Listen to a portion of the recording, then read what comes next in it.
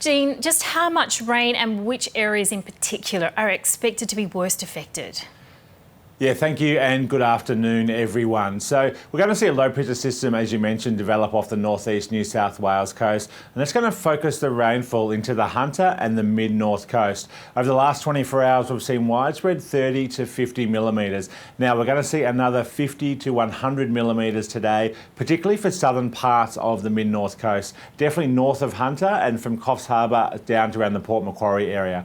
We do have a severe weather warning for damaging winds for some of our coastal locations from Byron Bay all the way down to Port Macquarie, and we're also expecting dangerous and damaging surf as well between Byron Bay and Coffs Harbour. So a bit of weather on the way for northeastern parts of New South Wales coastal areas.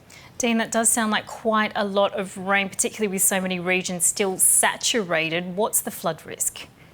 Yeah, look, that's the all important one. As you mentioned, we do have flood watches out for a number of rivers in the mid-north coast. Now, thankfully, this is normally a wet area anyway, but things are saturated. So with this 50 to 100 millimetres on top of the rain that's already fallen, we could see minor riverine flooding for a number of our rivers through the mid-north. So that could lead to some localised inundation, particularly on or near any rivers, creeks or streams as we get into tonight and until tomorrow morning. The good news is we're not expecting those massive falls that we've normally seen with our big flood events of 300, 400, 500 millimetres of rainfall, and the low pressure system is expected to move quickly offshore in the early hours of tomorrow morning. So it's a wet day on the way today. Minor flooding is possible on a few rivers in the mid-north coast, maybe some minor flash flooding, but thankfully all easing tomorrow.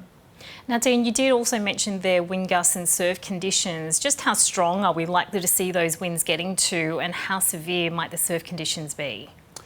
Yeah, so we're expecting those winds to ramp up this afternoon and into this evening, and probably be strongest overnight into the early morning hours of Sunday. So for coastal areas between Byron Bay and Port Macquarie, we could see winds gusting up to 90 kilometres an hour, and some of our exposed coastal locations, especially those that face due south, could see gusts up to 100 kilometres an hour. Now these kinds of winds are enough to bring down trees and maybe the odd power line or two, leading to some minor power outages. Now looking at the surf, we could see waves up to 5 metres later today and into tomorrow with damaging and hazardous surf. Now this could be enough to bring some localised coastal erosion and some pretty dangerous and treacherous beach activities. So definitely not a good time tonight or tomorrow to be out or near the water, particularly on the beach.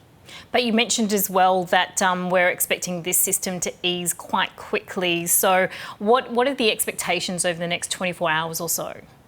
Yeah, so the worst of the weather really will be in today. So the rain's going to continue all day today from Newcastle, pretty much all the way up to around Byron Bay, but the focus really will be the mid-north coast for those heavier falls of up to 100 millimetres where flood watches are possible. The winds will pick up today, but really pick up tonight into tomorrow morning, so that's when the worst of it will occur. And for our hazardous and damaging surf, that's looking to pick up later tonight and peak tonight into tomorrow as well. So a lot of rain, wind picking up later today, rain easing, but surf continuing tomorrow.